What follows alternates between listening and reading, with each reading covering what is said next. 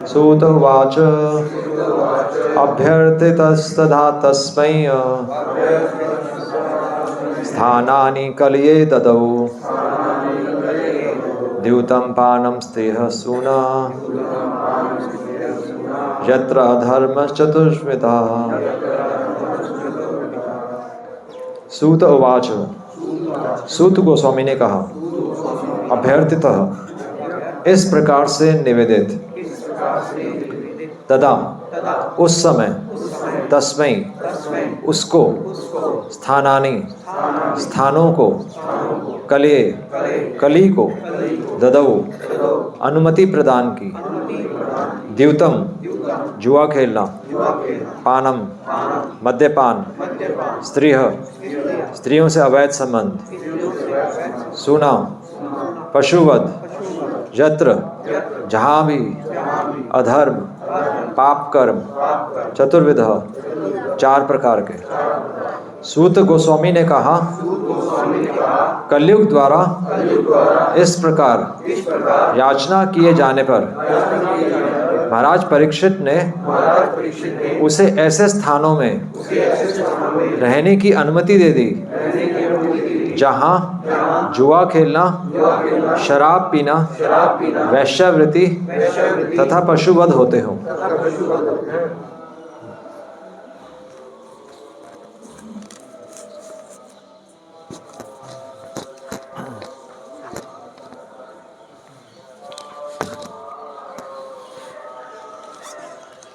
तो इस श्लोक में बिल्कुल अब परीक्षित महाराज कली को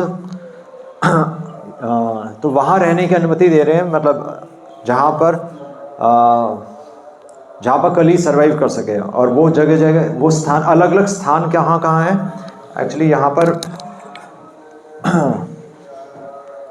तो सबसे पहले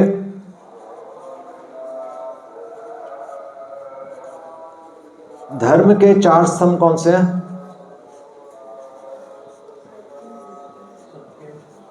4 pillars of धर्म, सत्य, तप,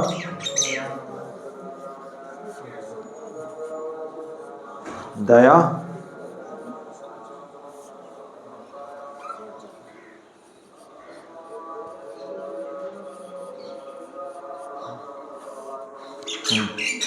तो धर्म के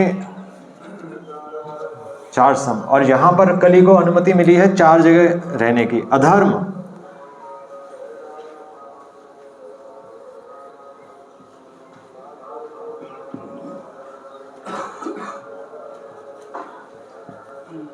अधर्म के 4 स्तंभ कौन कौन से हैं? तो सत्य किससे टूटता है?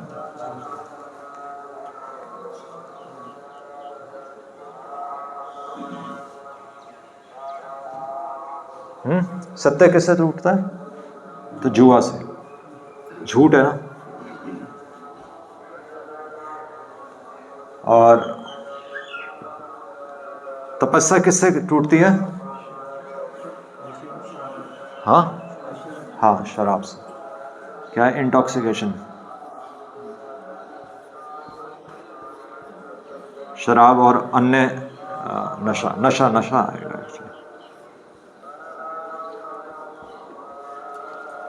दया किससे टूटेगी? हाँ, मीट ईटिंग, तो मांस भक्षण।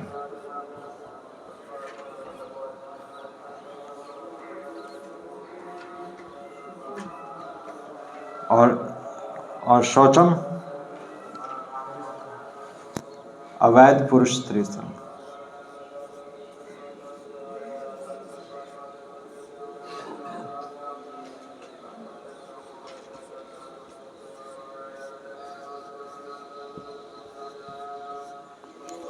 है ना।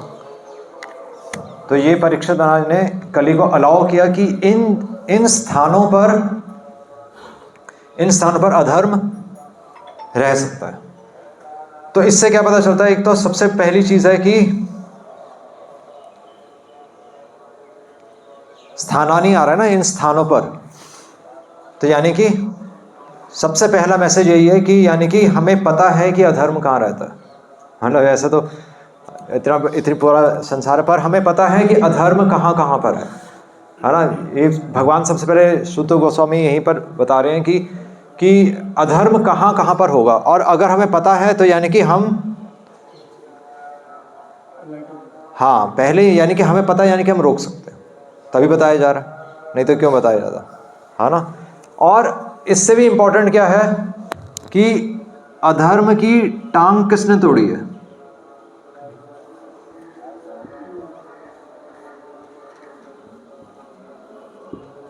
टांग तोड़ी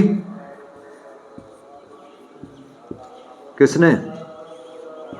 श्रील प्रभुपाद तात्पर्य में लिख रहे हैं, श्रील प्रभुपाद तात्पर्य में लिख रहे हैं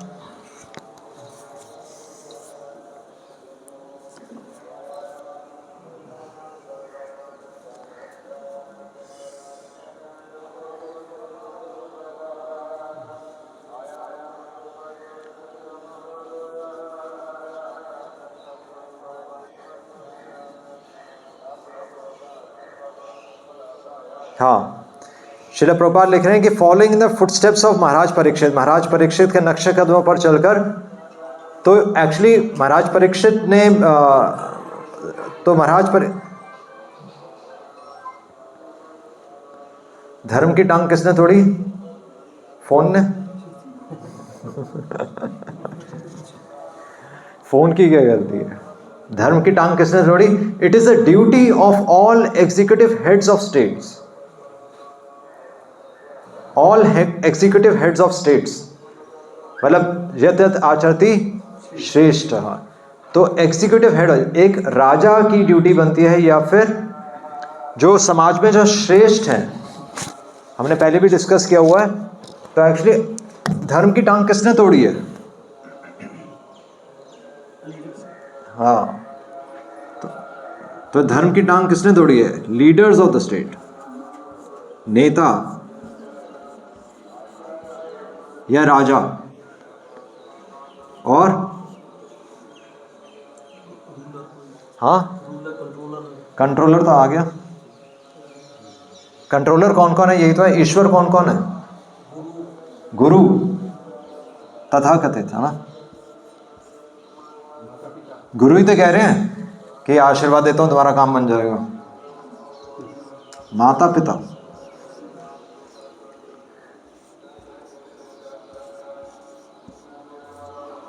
अध्यापक, गुरु, अध्यापक, माता पिता, और जो भी सोसाइटी में जो लीडर्स हैं, तथाकथित लीडर्स हैं ना।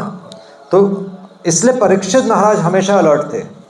परीक्षित महाराज ने तुरंत तलवार उठा ली थी कली को मारने के लिए, पर हमें पता होते हुए भी एक्चुअली हम एक्शन नहीं लेते, और इसलिए और एक्चुअली ये सब चीज़ें कहाँ पर हैं? अब हमें लग रहा है कि जुआ, शराब, नशा, मांस खाना, अवैध स्त्रीसंग, पर ये सब कहाँ पर है? ये वास्तव में स्थान क्या है? ये चारों जगह एक जगह रहते हैं। वो ऐसा, वो क्या है?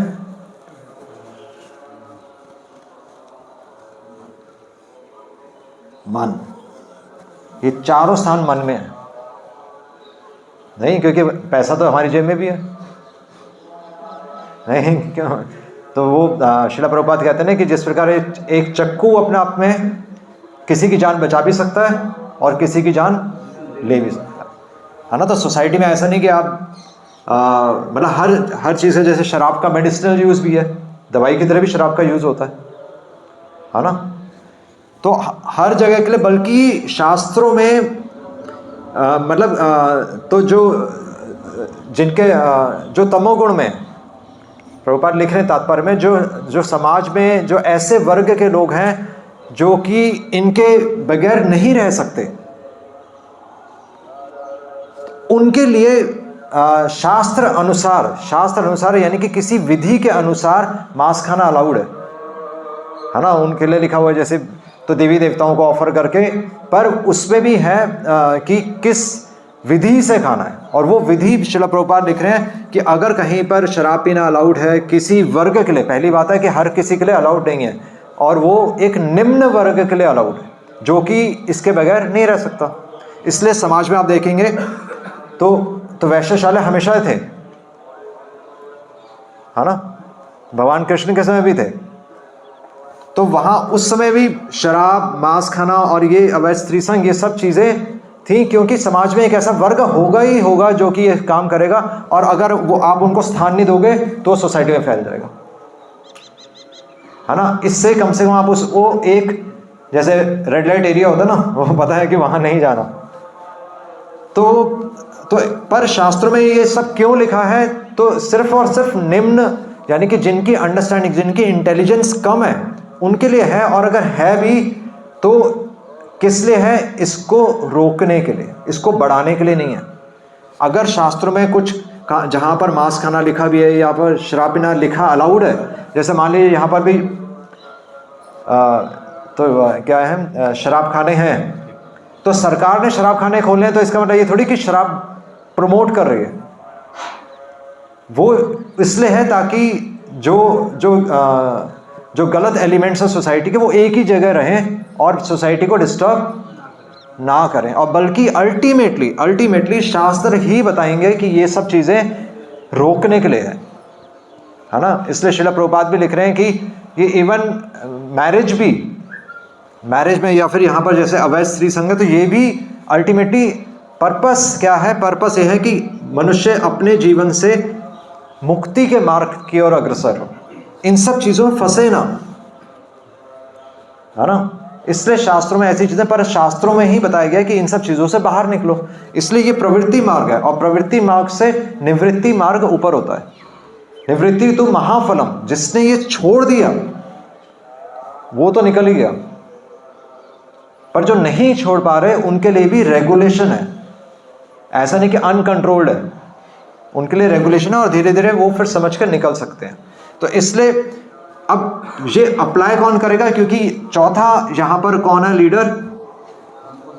हाँ, चौथा लीडर यहां पर है हमारा मन। इसलिए पर मना तो चंचला कृष्णा, तो इसलिए मन को कैसे कंट्रोल में करेंगे? हाँ, प्रैक्टिस, अभ्यास न तो कौन थे, और वो प्रैक्टिस क्या है? हाँ, हरे कृष्णा प्रैक्टिस नहीं है, वो ठीक है, भगवान का नाम है, पर आपको कुछ करना भी तो पड़ेगा। हाँ, इसलिए मन को हम कैसे कंट्रोल में करते हैं? नियम पालन से, बस ये। इसलिए ये सब चीज़ें बताई। इसलिए तो भगवान का नाम लेना भी, भगवान का नाम भी एक अपने आप में एक दवाई है, वो तो भगवान का नाम ही काम करेगा, पर वो अपने आप में हम भगवान का भी शुद्ध नाम तो ले नहीं रहे, इसलिए बाकी चीज़ें भी करनी पड़ेंगी, केवल भगवान का नाम से नहीं होगा। क्योंकि मन में हम कुछ और सोच रहे होंगे और ऊपर से भगवान का नाम ले रहे होंगे, है ना। तो भगवान का नाम लेना तो आसान है, पर अंदर मन में चीज़ें कंट्रोल करना एक अलग ही टास्क है। इसलिए हमेशा हम शास्त्रों की दृष्टि से चलते हैं, हम अपने मन से नहीं चलते। मन में जो भी विचार आ रहा है इस समय या अगले 10 सालों तक, वो गलत आएगा, वो अच्छा सही विचार नहीं आ सकता। बल्कि चैतन्य महाप्रभु को जब भगवान का नाम, जब चैतन्य महाप्रभु को उनके गुरु ईश्वर प्रभु ने हरे कृष्ण महामंत्र दिया और चैतन्य महाप्रभु हरे कृष्ण महामंत्र गा रहे थे, तो वो तो एक पागल व्यक्ति की तरह बिहेव करने लगे। तो उनको संशय आ गया कि मेरे साथ क्या हो रहा है। तो उन्होंने उस चीज़ को भी कंफर्म किया अपने गुरु से कि मेरे साथ जो हो रहा है वो सही हो रहा है, नहीं हो रहा। मतलब मन को इस स्तर तक हमें नीचे रखना होता है। मन में जो भी विचार आए हमेशा हमें शास्त्रों से, वरिष्ठ वैष्णवों से हमें कंफर्म कर लेने चाहिए, क्योंकि वो विचार गलत ही रहेंगे। इसलिए मन को हमेशा नीचे रखा है, इसलिए नियम पालन है। क्योंकि मन से कोई नियम पालन नहीं करेगा, मन से कोई मंगल आरती में कभी नहीं आएगा, नहीं, क्योंकि वो रागानुगा भक्ति है। राग तो अभी भगवान से है नहीं, तभी तो संसार में हम भाग रहे हैं। तो टांग एक्चुअली हमें ये ध्यान रखना है कि एक्चुअली हम ही ढीले हैं। और इसलिए हालांकि हमें पता है कि इन चीज़ों से हमें बचना चाहिए, बट हम नहीं बच रहे। और चौथी चीज़ क्या है, श्रील प्रभुपाद इसके तात्पर्य में बहुत अच्छा लिख रहे हैं कि करना क्या है।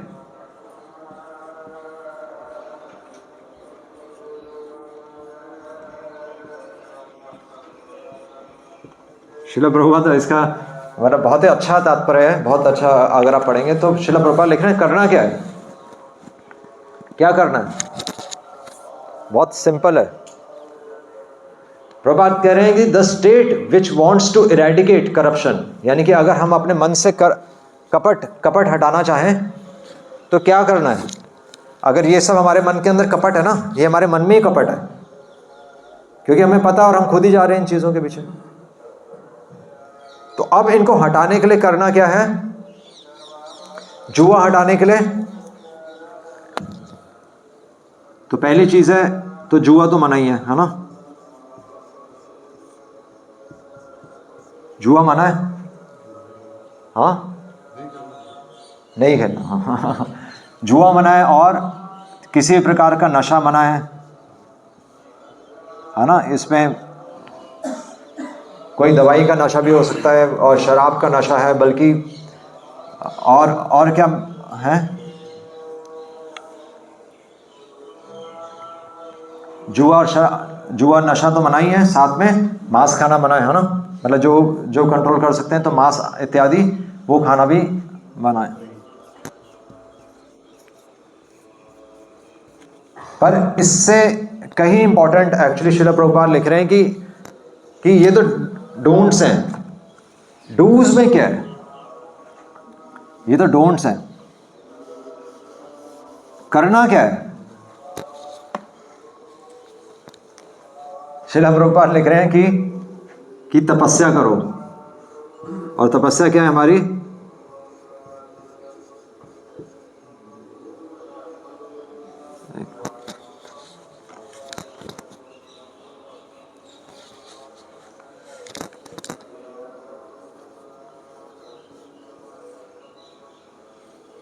श्रील प्रभुपाद कह रहे हैं कम से कम महीने में 2 बार एकादशी का पालन करो कम से कम। उससे प्रभुपाद कह रहे हैं कि सोसाइटी का बहुत सारा अन्न बच जाएगा और प्रभुपाद कह रहे हैं कि जनरल हेल्थ के लिए भी अच्छा है, क्योंकि हमारा मन कंट्रोल में रहता है तपस्या करने से।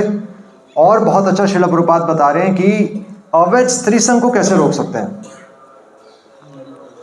हाँ, तो इसलिए श्रील प्रभुपाद बहुत एक सिंपल सॉल्यूशन बता रहे हैं, जो कि हमारी वैदिक परंपरा में था, कि इसलिए समय से शादी करो, है ना। श्रील प्रभुपाद कह रहे हैं कि 24 वर्ष के बालक को और 16 वर्ष की युवती को कि उनकी मैरिज हो जानी चाहिए। अब ये साइंस ने मतलब विज्ञान कहती है कि मैरिज मतलब वो डिले करने के लिए नहीं कहती, पर उन्होंने 18 साल वैसे कर दिया है। पर 18 साल देखा जाए तो कोई तुक नहीं बनता, क्योंकि वो तो सोसाइटी में नजर ही आ रहा है। नहीं, मतलब 18 साल का कोई तुक नहीं है, क्योंकि आजकल सोसाइटी कुछ ज़्यादा ही पहले ही मैच्योर हो रही है। बच्चे पहले ही ये सब चीज़ें एक्सपोज्ड हैं। जब बच्चे पहले से ही इन सब चीज़ों से एक्सपोज्ड हैं तो उसी समय तो बचाना था इनको। इसलिए हमारी सभ्यता में ये चीज़ें पहले से मतलब मैरिज डिसाइड हो जाती थी, क्योंकि सोसाइटी को करप्ट करने का एक ही तरीका है कि समय पर एक्चुअली मैरिज करो।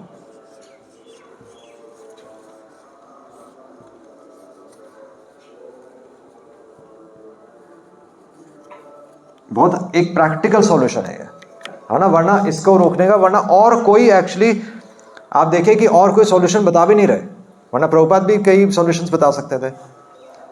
और कोई प्रैक्टिकल सॉल्यूशन है, प्रैक्टिकल सॉल्यूशन यही है कि मैरिज हो जाएगी, व्यक्ति अपने आप चलता रहता है ना। तो ये बहुत इंपॉर्टेंट है। और श्रील प्रभुपाद कह रहे हैं, हाँ, और एक और चीज़ श्रील प्रभुपाद लिख रहे हैं कि सबसे पहले तो 2 compulsory fasting days in a month, है ना, इफ नॉट मोर, कम से कम 2 दिन। They must be compulsory marriage of young boys and girls attaining 24 years of age and 16 years of age respectively. 24 साल और 16 वर्ष में मतलब कर देनी चाहिए। और श्रील प्रभुपाद लिख रहे हैं कि there is no harm in coeducation in the schools and colleges. जो को एजुकेशन है, जो क्या बोलते हैं, दोनों सेक्स साथ में जो स्कूल में पढ़ते हैं, हाँ इकट्ठे पढ़ना, provided the boys and girls are duly married, तो तब ठीक है। और श्रील प्रभुपाद लिख रहे हैं and in case there is any intimate connection between a male and female student, they should be married properly without illicit relation. कि बेटर है illicit relation से बेटर है कि आप उनकी मैरिज कर दो. अगर कोई साथ में घूम रहा है तो उनकी पकड़ के मैरिज कर दो. ठीक है. The divorce act is encouraging prostitution. Prabhupada लिख रहे हैं और शास्त्रों में भी एक्चुअली ये बहुत इंपॉर्टेंट पॉइंट है कि क्योंकि डाइवोर्स से व्यक्ति को एक ऑप्शन मिल जाता है कि मैं अकेला भी रह सकता हूँ, है ना. अगर ये ऑप्शन ही नहीं होगा तो फिर व्यक्ति को अपने परिवार में ही अपनी ड्यूटीज समझ के उसको निभाना पड़ेगा. और तीसरी चीज़ प्रभुपाद लिख रहे हैं, the citizen of the state, यानी कि जो वास्तव में जो भगवान की साम्राज्य में अपनी ड्यूटी समझता है, he must give in charity up to 50% of the income. हाँ, ये भी बहुत प्रैक्टिकल है कि प्रभुपाद यहाँ पर लिख रहे हैं. तीसरी चीज़ जो हमें करनी है कि इन सब चीज़ों से कैसे निकलना है. अल्टीमेटली पैसे से ही तो आ रहे हैं सब चीज़ें. पैसा आएगा तो ये चीज़ें आएंगी, और पैसे से ही बल्कि ये चौथी चीज़ भी आ रही है. नहीं, पैसा नहीं होगा तो व्यक्ति नहीं करेगा ये ना, क्योंकि वो कमाने में सारा समय निकाल देगा. वो थक जाता है, वो घर आकर सो जाएगा. पर जब पैसा होता है तभी व्यक्ति जुआ खेलने के लिए जाता है. उसको पता है मेरे पीछे कंपनी चल रही है, लगाओ पैसा. तो इसलिए शास्त्रों में लिखा है कि एक गृहस्थ को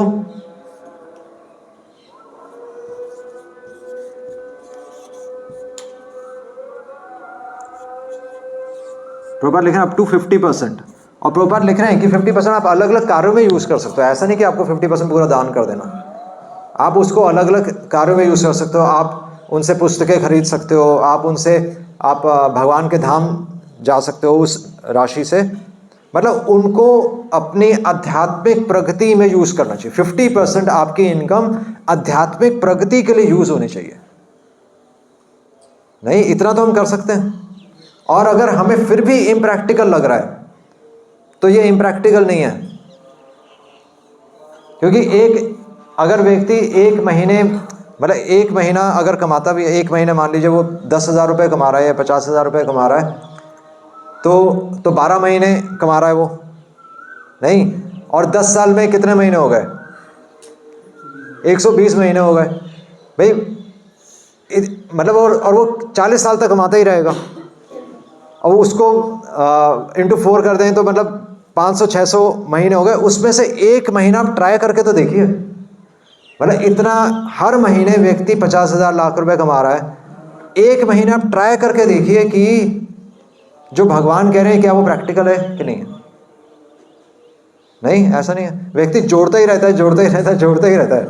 और वो कितना समय जोड़ता रहता है, 30 साल 40 साल जोड़ता रहता है. और खर्च कब करता है? शादी के दिन. और शादी के दिन सब सुहा हो जाता है. नहीं, और वो नज़र भी आता है. लोग पटाखे जला जला के सुहा करते हैं और हंस हंस कर सुहा करते हैं और पूरा जीवन फिर रोते हैं. तो एक महीने, सिर्फ एक प्रपोजल है कि एक महीने भगवान की बात मानकर देख लें. और उससे हम देखेंगे कि हमारा माइंड कितना फ्री हो जाएगा. क्योंकि व्यक्ति जब देखेगा मैं इतना कमा रहा हूँ और उसको मेरे को भगवान के लिए खर्च करना है, तो मैं तो भगवान को वैसे ही नाम ले सकता हूँ, तो मेरे को इतना कमाने की ज़रूरत ही क्या है. नहीं, जैसे व्यक्ति जब वानप्रस्थ आश्रम लिखा है कि घर से बाहर ट्रैवल करना चाहिए, तो उसका पर्पस क्या है? उसका पर्पस यही है कि जब आप ट्रैवल करेंगे 10 दिन 15 दिन आप घर से बाहर रहेंगे, आपको नज़र आएगा अरे मेरे पीछे भी तो घर चल रहा है. व्यक्ति घर से बाहर ही नहीं निकल सकता ना. पर जब वो 10-15 दिन बाहर रहेगा, उसे पता चलेगा अरे मेरे पीछे घर चल रहा है तो चलता रहेगा, मैं निकल जाऊं, मैं क्यों रोक, मैंने अपने आप को क्यों रोका हुआ है. इसलिए हर चीज़ का पर्पस बनाया गया है.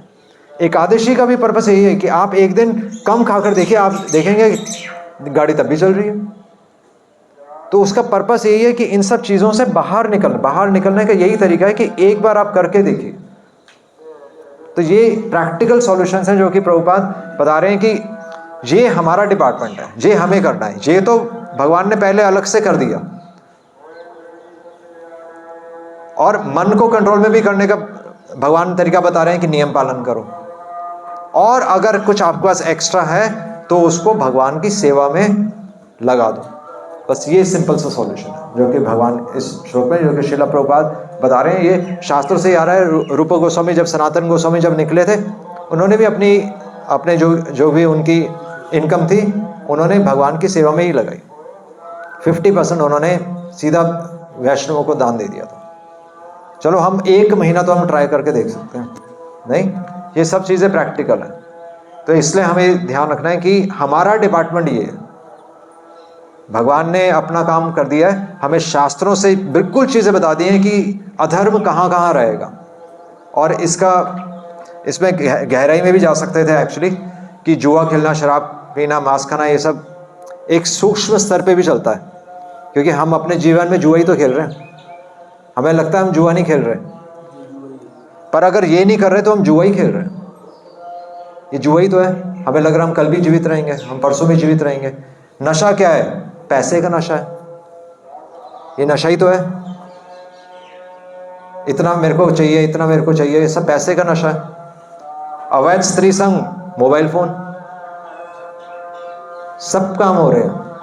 मांस खाना, वो तो हम तो साक्षात इंसानों को खा सकते हैं तो मांस खाना क्या है? हाँ, तो मांस खाना बस यही है। इसलिए ये सब चीज़ें एक्चुअली एक स्थूल स्तर पे भी हैं, एक ग्रॉस लेवल पे भी हैं और सूक्ष्म लेवल पे भी हैं, पर इनको कंट्रोल में करने का यही तरीका है। हरे कृष्णा कृष्णा कृष्णा हरे हरे, हरे राम राम राम हरे हरे। श्रील प्रभुपाद की। कोई प्रश्न?